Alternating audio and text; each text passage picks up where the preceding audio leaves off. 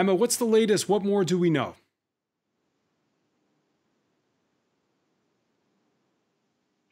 Well, today we had the culmination of 6 months very hard legwork by the British police.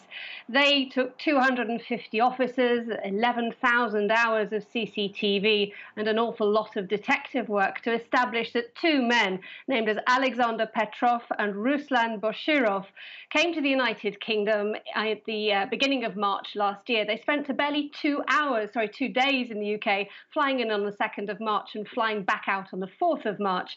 What they did in between, though, was documented today by CCTV right across the journey that these men took, leaving Waterloo Station, arriving at Gatwick, and going to Salisbury, where they were captured on CCTV, heading towards the house of Sergei and Yulia Skripal. No evidence was presented of any of them actually being at the house, but the evidence suggests that they nipped in and out of the country pretty quickly.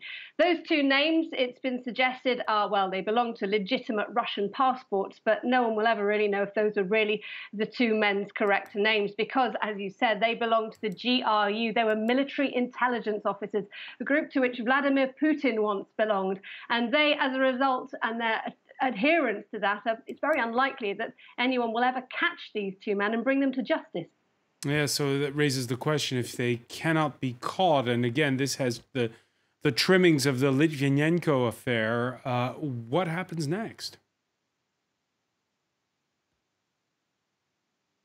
Well, two things happened. The British police continue their investigation and say, we will be determined to bring these two men to justice. They can't deport them because the Russian constitution bans a Russian citizen from being extradited to another country.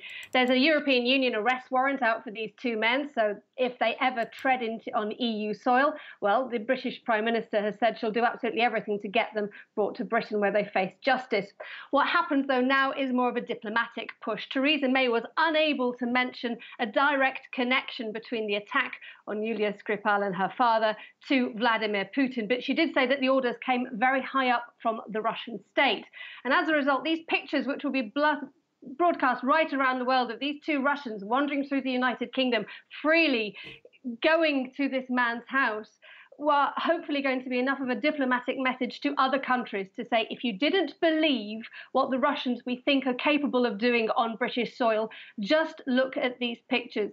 It proves to the rest of the world that the fears that the United Kingdom say they had about Russia's involvement in the poisoning of these two people could well be true, according to the evidence that they've got.